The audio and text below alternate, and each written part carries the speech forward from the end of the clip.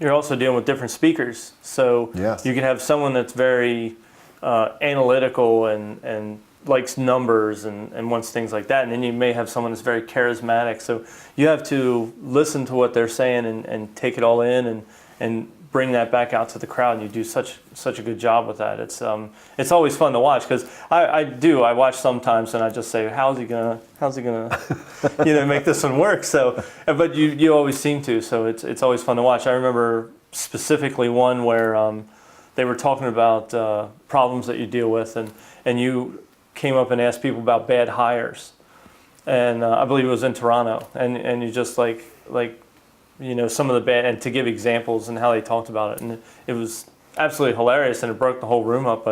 But again, when you look at people like that and you're listening to them speak, and you go out into the crowd like that, what is it that you look for in what they're saying, and what is it that you look for in the overall event? Are you keeping that in mind while you're doing it? Yeah, I am. So I'm really thinking a lot about the chemistry in the room. First of all, I get a chance to identify these people and work with them before they even get to the event.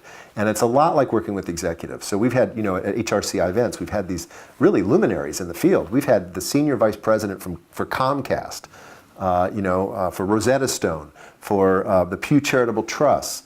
We've had major players at Campbell Soup. I mean, so we're working with people who are very high up in the organization. Each of them has a different style. Each of them has a different strong suit. And so part of my job prior to the event is to figure out kind of which aspect of them do we bring out at the event so that they really shine, because I want them to take the stage and own it. I want people to appreciate what it is that they have to offer.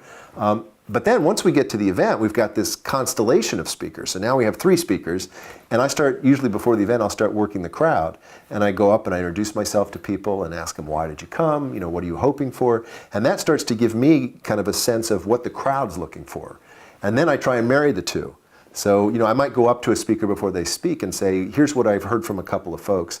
But I also let them know that there's going to be an interim period, and I'm going to work that crowd, and I'm going to ask them to stay on stage, take questions, and these are the issues that are bubbling up and where there's a need.